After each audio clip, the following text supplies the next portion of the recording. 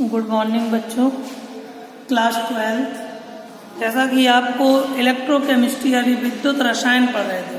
विद्युत रसायन में हमने आपको सेल के बारे में बताया था।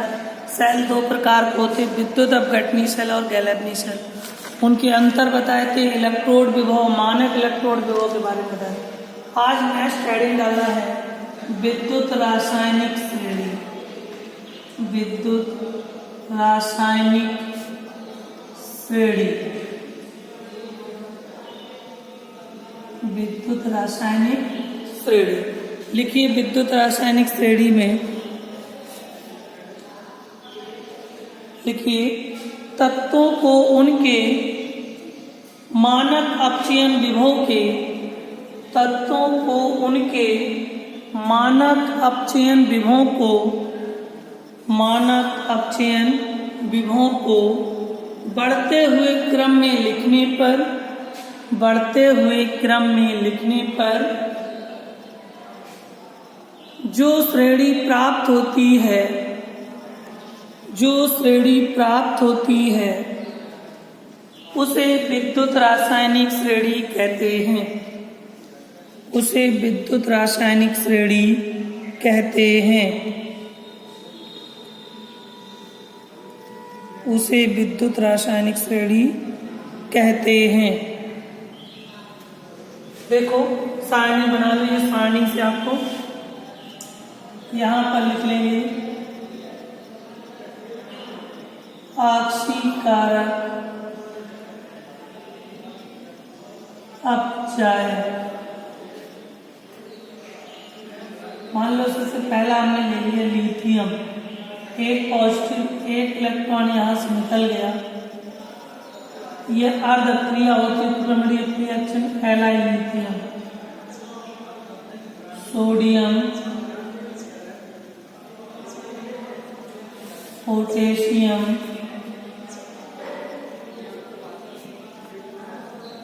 बेरियम, लिखते चले सभी लोग।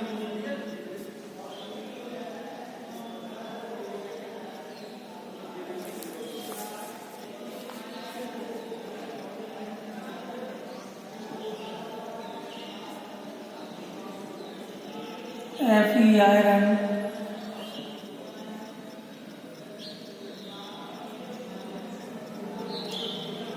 आयरन की 2 भी वैलेंसी होती, 3rd भी।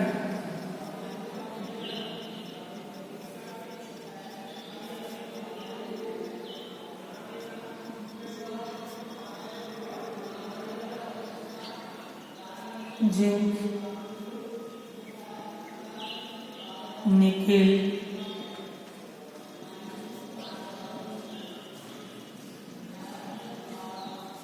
कैडमियम,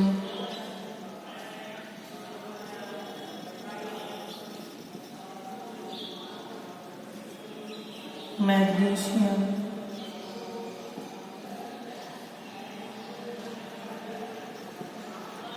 क्रोमियम,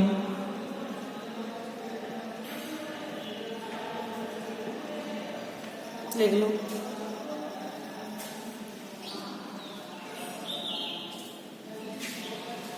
सबसे मेन आपका इसके नीचे यानी और जितने भी एलिमेंट्स आते हैं बस सबकी बैलेंस ही पता हो। मेन आपको ये है जो आगे लिख रहे हैं, H2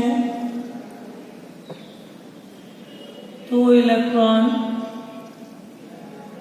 2H धनायन 2 इलेक्ट्रॉन निकल के H2 बचा। बस इसको अंडरलाइन कर लेना। इसको 2H आयन में 2 इलेक्ट्रॉन निकल के इसको अंडरलाइन कर लिया। जस्ट नीचे Cu कॉपर 2 धनायन 2 इलेक्ट्रॉन निकाल के Cu, कॉपर के नीचे Ag 1 इलेक्ट्रॉन निकाल के Ag, इसके बाद Pt 2 इलेक्ट्रॉन निकाल के Pt हो जाएगा। Hg,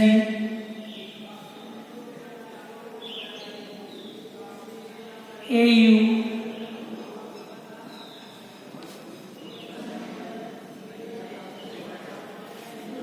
पूरी सारणी में आपको केवल इतना याद करना बस, सभी को इतना ध्यान देना।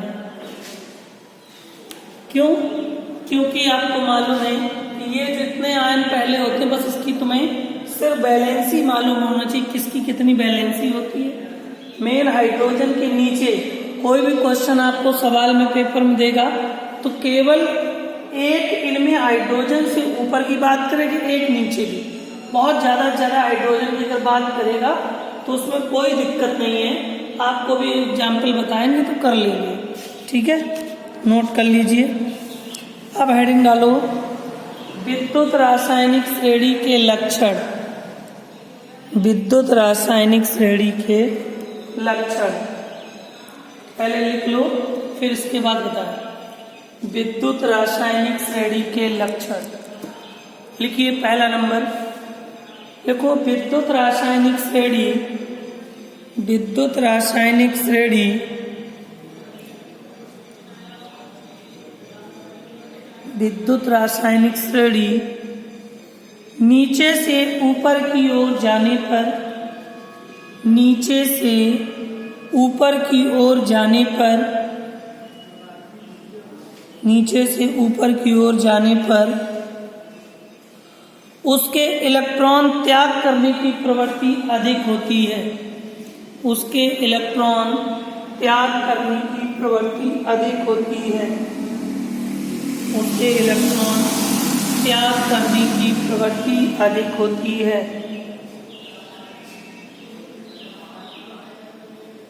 दूसरा नंबर,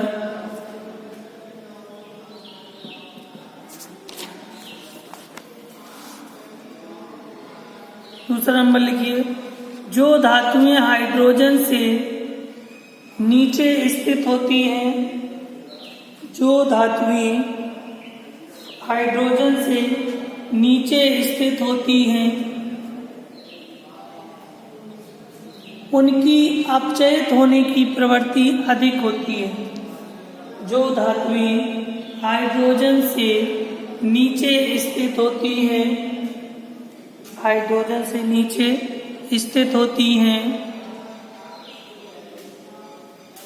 वे या उनकी अपचयित होने की प्रवृत्ति अधिक होती है। उनकी अपचयित होने की प्रवृत्ति अधिक होती है। तीसरा नंबर, विद्युत रासायनिक श्रेणी में, विद्युत रासायनिक श्रेणी में जो धातुएं हाइड्रोजन से ऊपर स्थित होती है, हाइड्रोजन से ऊपर स्थित होती हैं,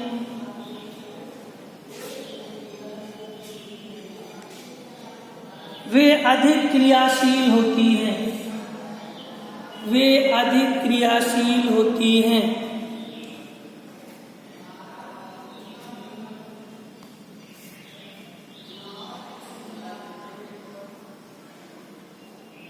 हो गया। अगला पॉइंट लिखो, लिखिए, धातुओं की क्रियाशीलता, धातुओं की क्रियाशीलता उनके इलेक्ट्रॉन त्यागने की सुगमता पर निर्भर करती है। उनके इलेक्ट्रॉन त्यागने की सुगमता पर निर्भर करती है। त्यागने की सुगमता पर निर्भर करती है। त्यागने की सुगमता पर निर्भर करती है। त्यागने की सुगमता पर निर्भर करती है। लास्ट पॉइंट लिख लो, जो धातुएं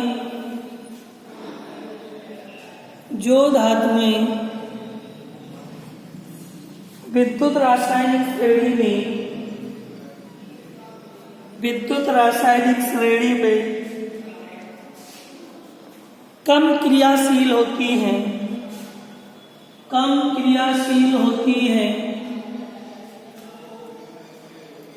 वे अपचयित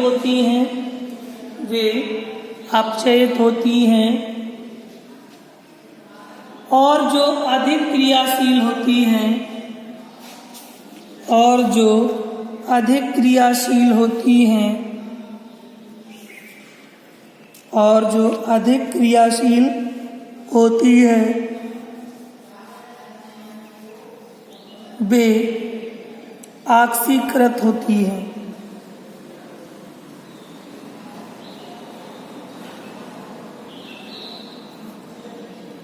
ये ऑक्सीकृत होती है।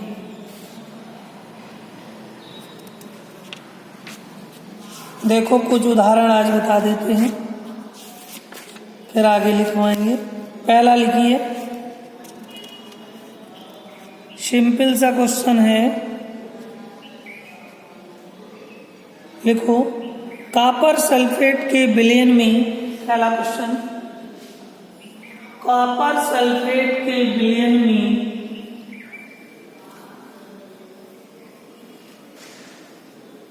कॉपर सल्फेट के विलयन में लोहे की कील डालने पर क्या होगा समझाइए।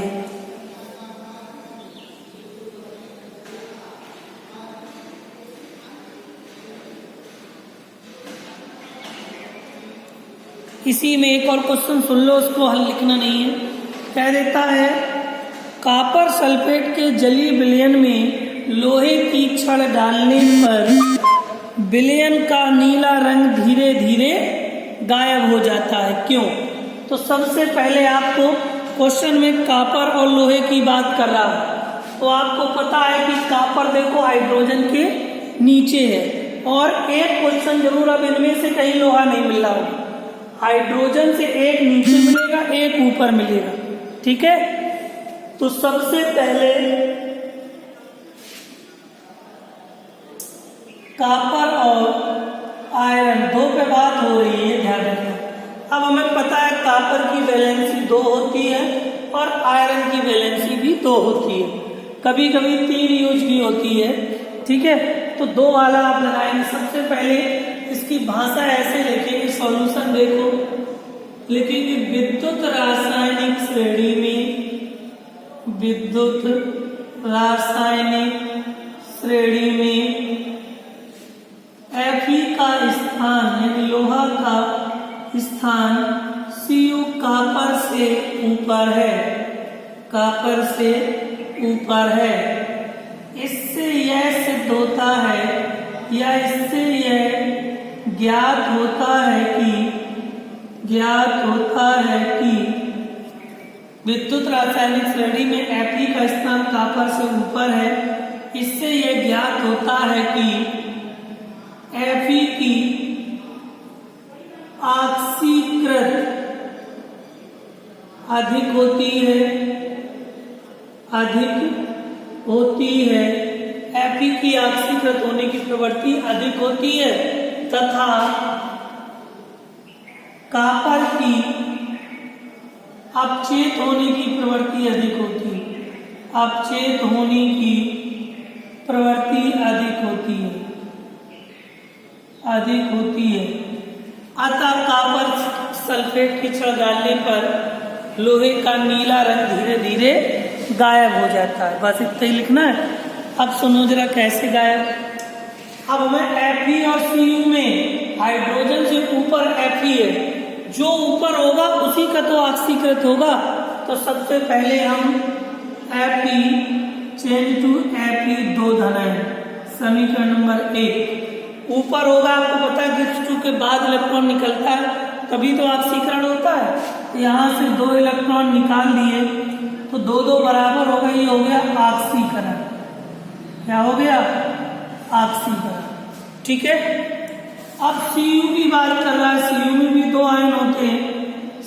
अब Cu में यहाँ 2 आयन है, यहाँ से 2 इलेक्ट्रॉन निकाल दिए, 2 इलेक्ट्रॉन निकाल दिए तो Cu निकल के गिब्स 2 के पहले इलेक्ट्रॉन निकलता है। क्या हो गया? अपचयन। क्या हो गया? अपचयन हो गया। अब हमें 2 इलेक्ट्रॉन कट गए। जब जोड़ोगे समीकरण को जोड़ने, इलेक्ट्रॉन कट गए, Fe प्लस Cu 2 धनायन गिब्स, Fe 2 आयन प्लस Cu। इनको जोड़ दिया है इनको Fe प्लस Cu आयन हटके SO4 जुड़ जाएगा, गिव्स Fe आयन हटके SO4 जुड़ जाएगा प्लस Cu। बस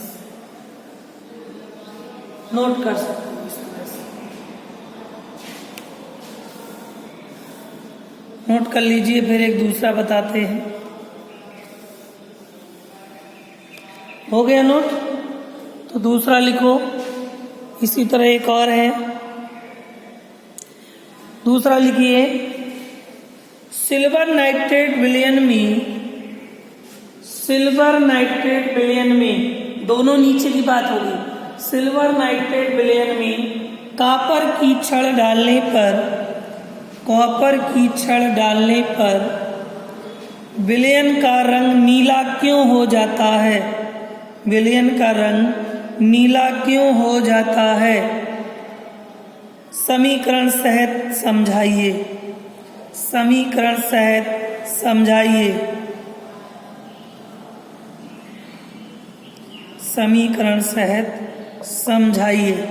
क्वेश्चन ये ना सुन पाए फिर से क्वेश्चन सुन लें। विद्युत रासायनिक श्रेणी में बोला है सिल्वर नाइट्रेट विलयन डालने से, सिल्वर नाइट्रेट विलयन में कॉपर डालने से विलयन का रंग नीला क्यों हो जाता है? कारण सहित समझाइए। बात सिल्वर की और कॉपर की है, देखो ध्यान से, और दोनों हाइड्रोजन से नीचे हैं। चाहे नीचे हो या ऊपर, अगर दोनों नीचे हैं, अगर इसी समीकरण को आपसे क्वेश्चन में लिख के दे दे Cu प्लस Ag और पूछ दे बताइए समीकरण संभव है या नहीं, तो आप बता सकते हैं नो, नहीं। क्यों? क्योंकि विद्युत रासायनिक श्रेणी में कॉपर और सिल्वर दोनों का स्थान हाइड्रोजन से नीचे है, इसलिए दोनों अपचेत हो रहे, ऑक्सीकृत नहीं हो रहा। अगर इन्हीं में से किसी एक का स्थान ऊपर हो और एक का नीचे, समीकरण दी हो, पेपर में पूछ दे बताइए क्रिया संभव है या नहीं, तो आप बता दें क्रिया संभव है, क्योंकि एक का स्थान हाइड्रोजन से ऊपर है और एक का नीचे। बात इसमें दोनों की है, नीचे। अगर कहे क्वेश्चन तो आप कह सकते हैं यह क्रिया संभव नहीं है, क्योंकि इसका स्थान दोनों का हाइड्रोजन से नीचे है। सवाल समझो। तो भाषा आपको बोल दें, सीधे बता दें। लिखो, भाषा कह रहा है विद्युत रासायनिक श्रेणी में कॉपर का स्थान सिल्वर से ऊपर है। चाहे ऐसे कह सकते हैं, विद्युत रासायनिक श्रेणी में सिल्वर का स्थान कॉपर से नीचे है कि नहीं? इससे यह ज्ञात होता है या सिद्ध होता है कि सिल्वर की अपचेत होने की प्रवृत्ति अधिक होगी तथा कॉपर की ऑक्सीकृत होने की प्रवृत्ति अधिक होगी, क्योंकि कॉपर ऊपर है तो कॉपर की ऑक्सीकृत होने की प्रवृत्ति अधिक होगी, सिल्वर नीचे है तो सिल्वर की अपचित होने की प्रवृत्ति अधिक होगी। इससे यह ज्ञात होता है कि कॉपर की छड़ सिल्वर नाइट्रेट विलयन में डालने पर उसका नीला रंग धीरे धीरे गायब हो जाता है। नीला रंग गायब हो जाता है। ठीक इस तरह से सुनो कैसे। पता है आपको कॉपर ऊपर है तो Cu चेंज टू Cu इस तरह आयन लगाएंगे। क्यों इस तरह आयन लगाया? क्योंकि हमें यहाँ से 2 इलेक्ट्रॉन निकाल के ऑक्सीकरण लिखना है, इसलिए ऊपर जो होता है वो ऑक्सीकरण होता है या अधिक सक्रिय होता है, ऐसे कह सकते हैं। बात करते हैं नीचे सिल्वर की। सिल्वर नीचे यहाँ आयन आ जाएगा, सिल्वर आ जाएगा। अब यहाँ से 1 इलेक्ट्रॉन निकाल के अपचयन लिख देते हैं। अब बात फंस जाती है 2 इलेक्ट्रॉन और 1 इलेक्ट्रॉन। इलेक्ट्रॉन हमें इक्वल करने के लिए पूरे समीकरण में 2 का मल्टीप्लाई, यहाँ भी यहाँ भी यहाँ, जब जोड़ेंगे समीकरण तो ये कट जाएंगे समीकरण जोड़ने पर। तो Cu प्लस 2 Ag 1 धन आयन गिव्स Cu 2 धन आयन प्लस 2 Ag। तो Cu प्लस 2 Ag आयन हटा के NO3 नाइट्रेट, फिर Cu आयन हटा के NO3 का whole twice plus 2 Ag। Ag2 Ag2 Cu1 Cu1 NO3 2 NO3 2, पूरा हो गया समीकरण बैलेंस। बस इसमें होल ट्वाइस क्यों लगा? क्योंकि कॉपर की वैलेंसी 2 होती है, इसीलिए सिल्वर में क्यों होल्ड पॉइंट क्यों लगा? सिल्वर की वैलेंसी 1 होती है इसलिए। आप इस तरह से वैद्युत रासायनिक श्रेणी के सवाल लगाएंगे, इसको ना आप पूछें। कल आपको हम सभी लोगों को नस्टर्ड समीकरण करवाएंगे और इसके आगे बताइए कल इसकी थ्योरी। इतना आप फेयर में कंप्लीट करते जाइए, ठीक है।